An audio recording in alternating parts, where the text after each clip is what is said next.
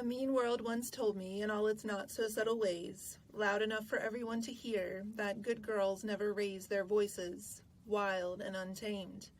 So for a long time I got very quiet. Then I stopped. I stopped letting the world and other people tell me who I am. Whether we realize it or not, every single one of us is walking around with the words someone else spoke over us tattooed on the sleeve where we once carried our heart. What takes a second to spill from their lips like tiny tractor trailers crashing and colliding into one another in chain reaction, thudding out a steady drumbeat of destruction in their wake, spends a lifetime wreaking havoc in our minds. We absorb those words, wear them like a new skin we're never comfortable in, take them as the truth, memorize them like the lyrics to a song we can't get out of our heads. They tell us that our story will never be enough, that we will never be enough. But we never stop to ask ourselves, what if they're wrong? Somewhere along the line, I think we've gotten away from wearing our mud on the outside. We've gotten it in our heads that if these lives we are building aren't pretty every step of the way, then we are somehow doing it wrong. We've started to believe that if it looks hard or messy or steeped in the struggle, then it won't be celebrated. The world values different things now. Maybe it always has.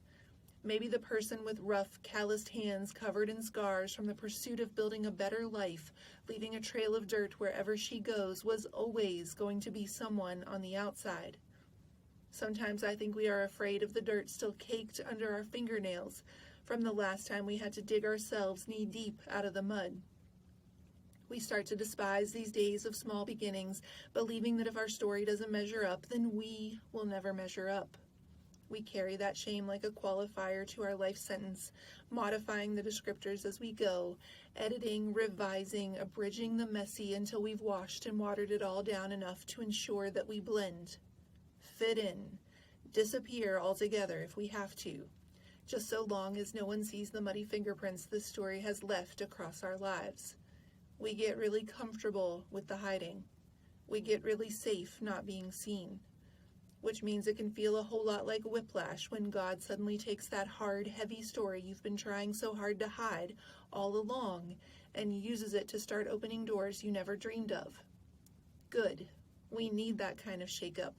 Because the truth is, when we lean into this dirt that grew us, this struggle turned fertile soil where our roots run deep, we stand a little taller, open our arms a little wider, turn our tired faces to the sky, trade our shame stories for a strength inside us we never knew we had, and decide once and for all to own all of it.